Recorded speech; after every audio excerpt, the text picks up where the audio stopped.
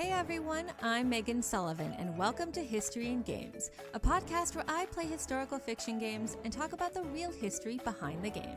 In today's episode, we continue to deep dive the hidden history of Fire Emblem Three Houses, developed by Intelligent Systems and Koei Tecmo Games for the Nintendo Switch. Now, in the last 3 episodes, we talked about Fire Emblem Three Houses' connections to ancient Egypt, ancient Greece, ancient Nabatea, the ancient Himalayas, and ancient China. Whew, that's a lot of history. But wait, there's more. Today we'll talk about the game's possible connections to ancient Britain. Wait, what? Where is this coming from?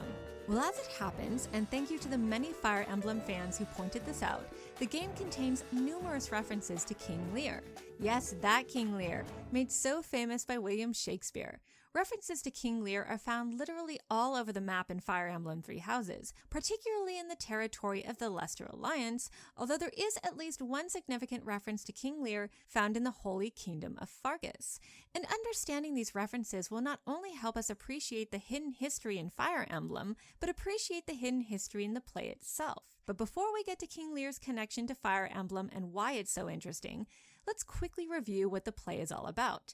So get ready for Megan's attempt at summarizing a very complex play and then untangling the complex but fascinating history behind it. The play King Lear is set in ancient Britain. In the story, an elderly king wants to retire, but as it happens, he has no male heir he can bequeath his kingdom to. He only has 3 daughters, Goneril, Regan, and Cordelia. Thus, he decides to divide his kingdom amongst them. But there's a catch. First, they must publicly and loudly declare their love for him. The 2 elder married daughters, Goneril and Regan, do so loudly and publicly. But the youngest daughter, the maidenly Cordelia, catches everyone off guard by declaring she loves her father, as much as a dutiful daughter should, no more, no less. Lear is understandably less than impressed with this paltry answer and nudges his youngest daughter to do a little better. But strangely, instead of taking the hint, she repeats herself. Upset, embarrassed, and angry, Lear disinherits his daughter on the spot. At this point, the king's most loyal retainer, the Earl of Kent, tries to plead with Lear to be reasonable, but he too is banished, and thus Kent spends the rest of the play following the king around in disguise in the hopes of continuing to offer good advice. But what about poor Cordelia? Luckily, the King of Gaul, aka France, is in the building and declares that although Cordelia has been stripped of her inheritance, he still wants to marry her, and King Lear agrees. And so Cordelia says goodbye to her father and sisters, who are rather chilly in their response, and goes off to France. Meanwhile, Lear divides the rest of his kingdom between his daughters Goneril and Regan, and for all intents and purposes, that should be the end of the story. But it's not. King Lear decides that though he is no longer king and no longer has kingly responsibilities, he shall continue to indulge himself in the privileges and prerogatives of a king, including bouncing between his 2 eldest daughters' estates with a large and rowdy retinue of knights. The problem is that his daughters and their powerful husbands, the Dukes of Albany and Cornwall, get tired of Lear and his knights very quickly. And so Goneril finally tells Lear he must drastically cut back his entourage. The king, hurt, upset, and insulted, decides instead to take his entourage and go stay with his other daughter, Regan. But Regan is of the same mindset and demands that if Lear wants to stay at her estate, he must reduce his retinue of knights or get out. At that point, Goneril and her husband show up and echo Regan's sentiment, and it becomes clear the daughters just want Lear out of the way so they can have power for themselves. Lear is so upset by being tag-teamed by his own family, he storms out of Regan's castle in the middle of a storm. The only person that goes with him is his court fool. Everyone else stays behind, and the daughters lock the castle gates so that Lear can't get back in. In other words, they literally leave their elderly and now insane father, Lear's out there screaming somewhat incoherently, to fend for himself. Long story short, Lear, his fool, and 2 loyal followers, the Earl of Kent, who has now managed to rejoin the king, and another loyal retainer, the Earl of Gloucester, end up in a small hut where they supposedly meet a crazy man named Tom O'Bedlin. As it turns out, Tom is actually Edgar, the son of the Earl of Gloucester in disguise. So what's the story here? Well, as it turns out, Edgar is on the run from the authorities, and the reason is found in the play's somewhat strange subplot, which goes like this. The Earl of Gloucester has one legitimate son, Edgar, and one illegitimate son, Edmund. In the play, we sense Edmund has been overlooked all his life because of his illegitimate status, which has caused him to become greedy and grasping, and has led Edmund into harboring secret ambitions to overthrow his family in order to become the next Earl of Gloucester.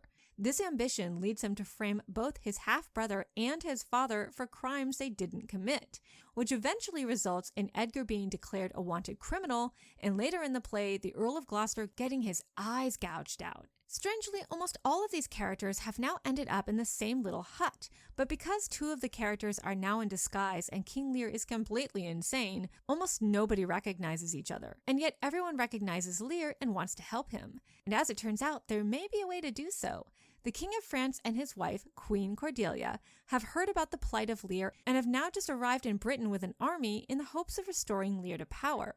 And so after much drama, the motley crew finally managed to join up with Cordelia's army. Unfortunately, Lear's other daughters have also arrived on the scene, along with Edmund, now having been declared the new Earl of Gloucester and leading his own army against the French troops. Now here's where things get soapy. During an earlier scene in the play, the Duke of Cornwall, Regan's husband, died of wounds given to him by a servant during a skirmish, which has left Regan a very available widow. But here's the problem. Goneril, for reasons unknown, has also fallen in love with Edmund, even though her husband is alive and well. This awkward love triangle creates a weird tension between the sisters. Meanwhile, Edmund doesn't have a lot of time to ponder the romantic mess he's gotten himself into because he's about to go to war. And sure enough, battle ensues. Now at this point you would think Team Cordelia, aka the good guys, win the war. But plot twist, they lose, and Edmund has Lear and Cordelia carted off to prison and sentenced to death. But just then Edmund's nefarious actions come to light, and it's all due to a letter that exposes him as a lover of both Goneril and Regan. This letter is shown to the Duke of Albany, Goneril's very much alive husband, but it is not he who gets vengeance. It's his metaphorical champion, the still in disguise Edgar, who wants to avenge his father and himself after being framed by Edmund. Edgar thus challenges his brother, and Edmund is mortally wounded in the fight. While dying, he realizes the error of his ways and tries to recant the order he gave to have Lear and Cordelia killed. But too late. Cordelia's sentence has already been carried out. King Lear sees her body and pretty much dies of grief on the spot, and around this time, the Earl of Gloucester dies as well. Oh, and as it turns out, both Goneril and Regan have also died. Goneril kills herself after having poisoned Regan in a fit of jealousy. Essentially, this leaves just a handful of people left alive, including Edgar and Kent, and even Kent expects he won't outlive Lear for very long. And thus, Edgar, I guess, becomes King of Britain. The end. And that's the short version of William Shakespeare's The True Chronicle History of King Lear. Believe it or not, there are more scenes and more characters in the play. Check out Shakespeare's King Lear to learn all about it. And now that I've given you the Cliff Notes version of the play, we can now start to better appreciate the names and backstories of some of the characters in Fire Emblem Three Houses. And the best place to do so is to look at the Golden Deer House. You'll notice half the names of the Golden Deer students are straight out of the play. Claude is from House Regan, Hilda is from House Goneril, Lysithea is from House Ordelia, most likely a play on the name Cordelia, Lawrence is from House Gloucester, and Mary Ann is from House Edmund. Oh, and stick a pin in this one because we're coming back to it later. There is a character outside the Golden Deer who is also strongly tied to King Lear, Dimitri of the Blue Lions, whose last name blotted is the name of King Lear's legendary father. All in all, it's a pretty cool naming convention. But are there any deeper connections between the play and the game other than just names? Yes, so let's take a closer look at that. And we'll start with the name of the territory the Golden Deer hail from, the Leicester Alliance. As it turns out, King Lear is often associated with the real-life territory of Leicestershire in England. Now, there's nothing about that in Shakespeare's play, so where does the association come from? Well, it comes from the original source of the play, one you might already know if you're familiar with the legend of King Arthur, Geoffrey of Monmouth's 12th century work, The History of the Kings of Britain. In this pseudo-history of England, Geoffrey of Monmouth gives us our earliest account of a British king named Lear, who supposedly reigned in the 8th century BCE and was a founder of Leicestershire in southeast England. No reason is given for why Lear founded this territory, but the author might have gotten the idea from the name of a river that flows through Leicestershire, the River Soar, also known as the River Lear. Thus, King Lear becomes associated with the area, and you can see how the Leicester Alliance in Fire Emblem Three Houses connects us right back to the legendary British king. And of course, that's not the Leicester Alliance's only connection to King Lear. According to a book found in the library at Garrickmach Monastery, the origin story of the Leicester Alliance sounds a bit like the plot of Shakespeare's play. You see, the Leicester Alliance actually once belonged to the Holy Kingdom of Fargus. When King Claus of Fargus dies, however, the kingdom is divided between his 3 sons, each ruling over one of the 3 territories within the kingdom and becoming archdukes in the process. But after the Archduke of the Eastern Territory dies from an illness, the nobles in that area decide to rebel against the kingdom and create a whole separate political entity known as the Leicester Alliance, led by 5 powerful noble houses: Regan, Goneril, Cordelia, Gloucester, and Edmund. This story of a kingdom being split between 3 children, a war within the kingdom, and a realignment of power definitely has echoes of the story of King Lear. And there's more. Some of the characters from the Leicester Alliance seem to have backstories directly influenced by Shakespeare's play. For example, Marianne is the adopted daughter of the Duke of Edmund, a powerful force in the Leicester Alliance known to be extremely ambitious. So ambitious that he's determined to pawn Marianne off to the first powerful bridegroom available so that he himself can gain more power. The Duke of Edmund in the game seems directly inspired by the character Edmund in King Lear, who is also extremely ambitious. And then there's Lawrence from House Gloucester. Like the Earl of Gloucester in Shakespeare's play, Lawrence is a bit of a womanizer, who's sometimes blind to people's virtues and vices. And like Cordelia, Lysithea from House Ordelia is forced to go through a lot of trials and tribulations through no fault of her own. But the strongest, most interesting, and unexpected connection between a Fire Emblem character and King Lear is found in the tragic backstory of Dimitri Bladud, the leader of the Blue Lions and heir to the throne of Fargus. Dimitri's last name comes from the name of King Lear's legendary father, Bladud, who isn't mentioned in the play but is mentioned in Geoffrey of Monmouth's A History of Britain. Bladud, which means Wolf Lord in Welsh, was said to have been the founder of the legendary city of Bath in England, which would have surprised the ancient Romans, who in fact built the city and called it Aqua Sulis. According to Geoffrey of Monmouth, he did so after contracting leprosy in his youth and managed to miraculously cure his condition by rolling around in the mineral-rich mud found near the waters at Bath. But Bladud isn't just known for being the founder of a major city and ridding himself of a difficult disease. He's also known for his strange death, in which he pulled an Icarus by tumbling out of the sky after attempting to fly with a set of homemade wings. Later stories would also claim that Bladud got this idea after turning to necromancy and consulting with spirits. Now, Dimitri doesn't wear wings, but if you look at his post-time skip outfit, you'll notice he is wearing a cloak made out of a wolf pelt, which is most likely a nod to his last name Bladud, which, as I mentioned before, means Wolf Lord in Welsh. And if you pay close attention to Dimitri's backstory during the Blue Lions route, you'll learn that his mother died during a devastating plague that swept over the kingdom of Fargus. This disease was only cured after a mage appeared in the kingdom and miraculously healed the populace. The game's inclusion of a devastating disease being miraculously cured could have been inspired by the story of Bladud's ability to miraculously cure his leprosy. And finally, also like Bladud, Dimitri regularly consults with the dead, although tragically this is a result of the terrible PTSD he suffers throughout the game. In conclusion, you can see how the story of King Lear and his family inspired a lot of the names, places, and backstories found in Fire Emblem Three Houses. Now at this point you might be thinking, this is history in games, right? I mean, King Lear's story is interesting, but it also seems highly dubious, especially since earlier historical works on Britain never mention a King Lear, or a King Bladud for that matter. So where did Geoffrey of Monmouth, the original source of King Lear, get his information? Did he just make this person up? Is there any historical truth to King Lear? Well, there actually might be, and the story is quite interesting.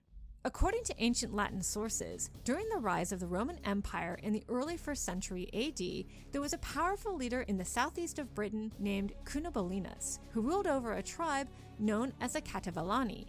Cunobelinus was said to have 3 sons, Adminius, who ruled the British territory of Kent, and 2 other sons, Togodumnus and Caraticus.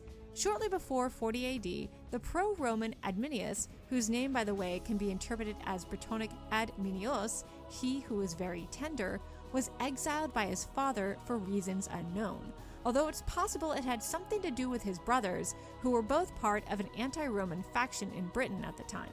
After losing power, Adminius fled to Europe, where he appealed his case to none other than the Roman Emperor Caligula and tried to convince him to invade Britain.